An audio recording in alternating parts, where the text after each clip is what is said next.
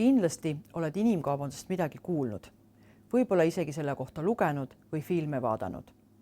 Kas ja kuidas võiks inimkaubanduse teema puudutada sind, Eestit ja laiemat maailma, seda tahangi sulle lähemale tuua. Inimkaubandus võib olla meie silme eest peidus, kuid samas toimuda isegi kõrvaltoas. Alustame näitega siitsamast. Kujuta ette olukorda. Istud kuskil söögikohas, tellid sööki. Pealt näha kena koht, hea toit ja teenindus. Kõik silmale nähtav näib olevat korras. Mis aga toimub köögis? Kas seal võib töötada inimene, kes on toitu valmistanud 6 päeva nädalas, 10-11 tundi päevas? Kas talle makstakse õiglast ja kokkulepitud töötasu? Kuidas kohtleb teda tööandja? Kas mõnitab, karjub, eksitab infoga? Kas tal on töötamiseks leping? Kas see inimene üldse julgeb kuhugi pöörduda, kui teda tööl ära kasutatakse? Palju küsimusi, eks? Käesolevas videos räägin sellest, mis on inimkaubandus, kus see toimub, kes on ohvrid, kuidas inimestega kaubitsetakse ja kust on ohvritel võimalik abi saada. Ja mis peamine, püüan aidata sinul selle teema sügavust mõista.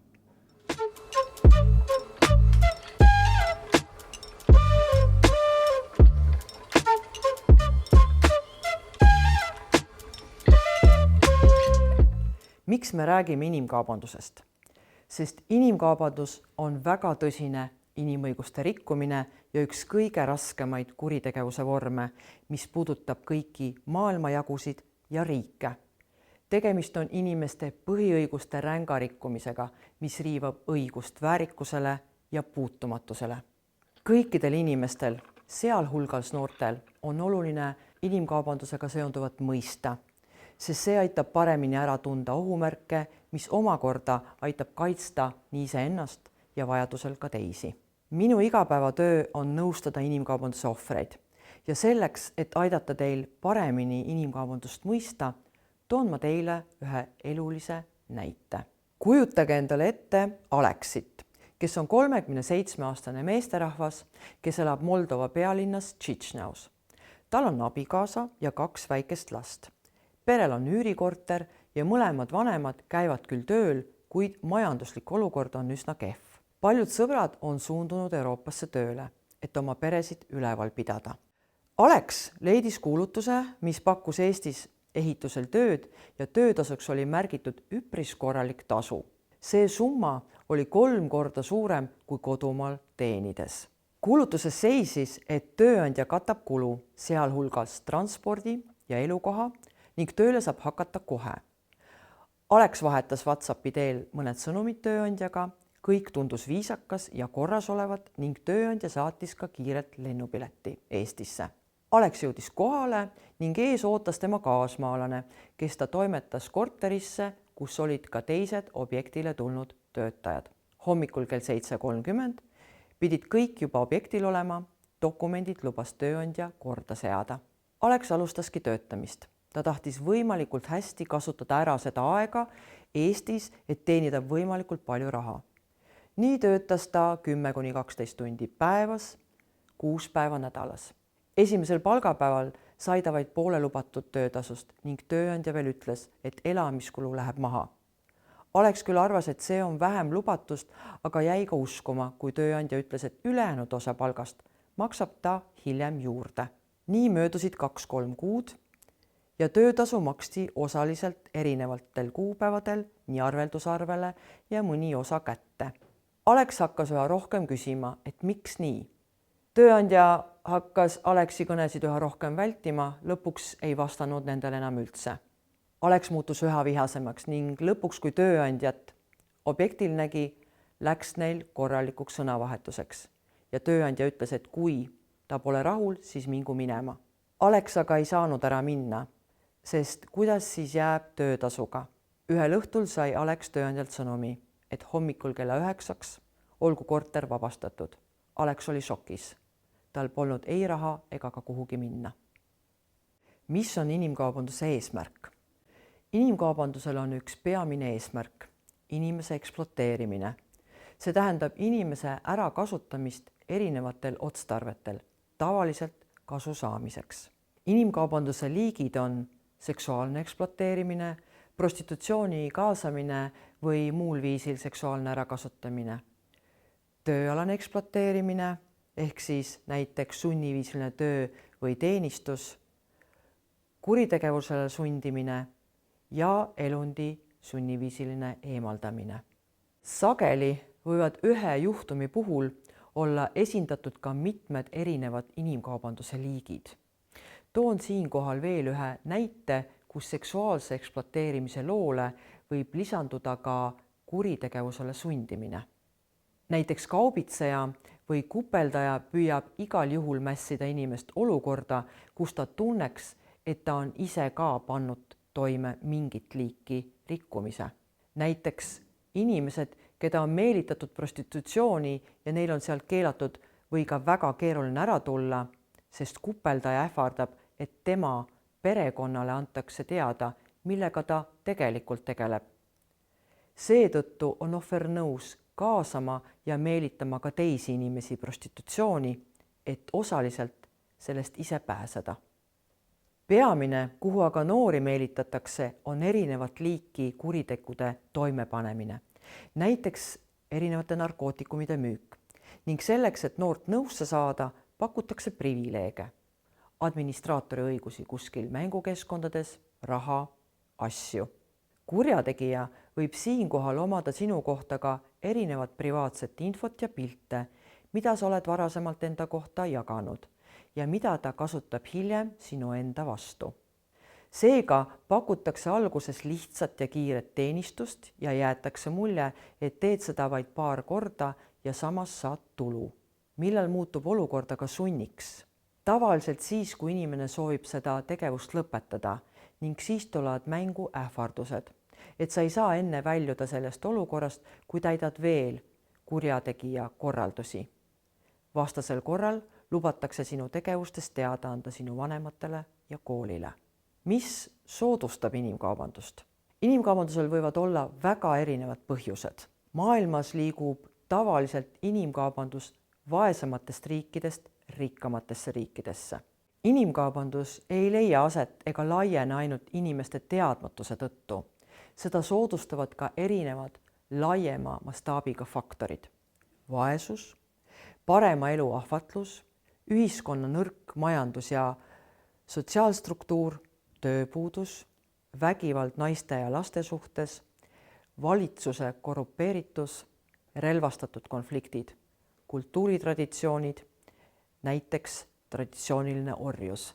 Inimkaubandus soodustab ka globaalne nõudlus odava, kergesti mõjutatava ja ebaseadusliku tööjõu järele.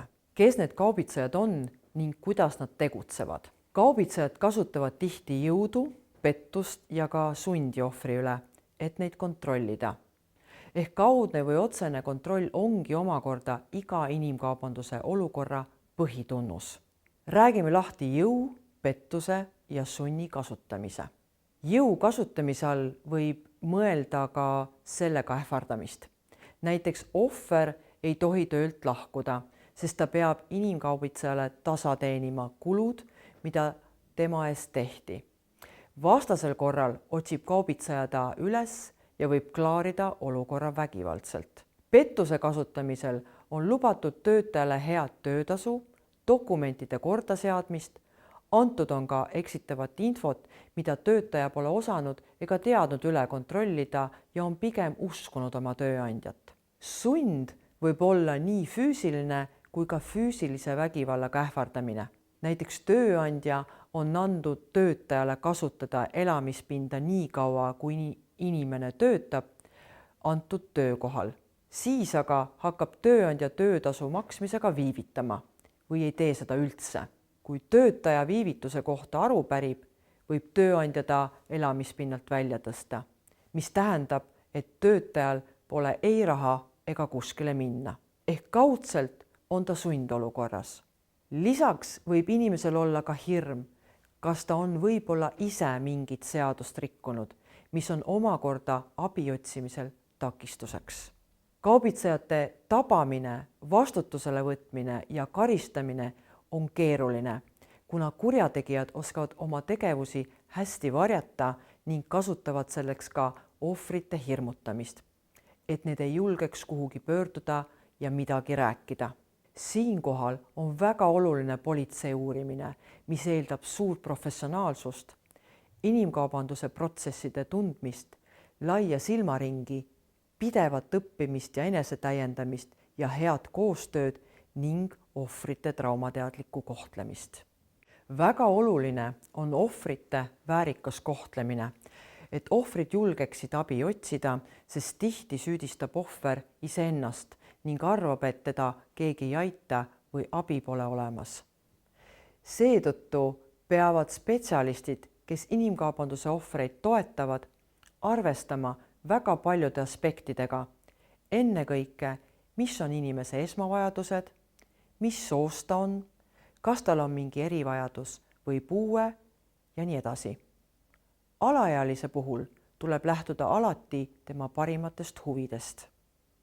Eestis pakutakse inimkaubandusohvritele mitmeid abivõimalusi, mis lähtuvad inimese vajadusest ja ka õigusest saada nii abi kui ka kaitset. Esmasel kohal on ohvrite nõustamine ja psühhosotsiaalne abi, mida vajadusel pakutakse ööpäev läbi. Ohvritele on tagatud turvaline majutus koos muu vajaliku materiaalse abiga, tagatakse ka vajalike tervishoiuteenuste kättesaadavus, psühholoogiline nõustamine või psühhoteraapia, juriidiline abi ja vajadusel tõlketeenus. Eestis on olemas eraldi inimkaubanduse ennetamise ja ohvrite abistamise nõuandeliin, kuhu saavad pöörduda nii ohvrid ise kui ka nende sugulased, tuttavad, aga ka erinevad ametnikud ja spetsialistid. Pöörduda saab nii eesti, vene kui ka inglise keeles ning anonüümselt. Noortel on oluline olla teadlik ka lasteabinumbrist 116 111, mis on avatud 24/7 ning koduleheküljelt leiad võimaluse ka oma mures kirjutada chati kaudu. Kriisisituatsioonis, näiteks kui oled ärevuses, mures iseenda lähedaste pärast, on abiks kriisiabi telefon 116 006, mis on samuti avatud 24/7 ning veebileht palunabi.ee, kus leiad nii kasulikku lugemist kui ka võimalus kirjutada chati kaudu. Kuid kui on oht elule ja tervisele, siis tuleb kindlasti helistada numbrile 112. Ükskõik, kuhu nendest numbritest sa pöördud, võetakse su mure või tähelepanekut tõsiselt ning nõustatakse või pakutakse abi. Kui tuleme tagasi video alguses esitatud loo juurde, siis Alex leidis nõuandeliini numbri, helistas ja rääkis oma loo. Selgus, et mehel polnud töölepingut, ta ei teadnud, kas tal üldse on töötamiseks luba, puudus ka korteri rendileping ning ta kartis, et jääb oma töötasust ilma, sest tööandja oli talle ühes vestluses vihjanud, et ta võib teda deporteerida.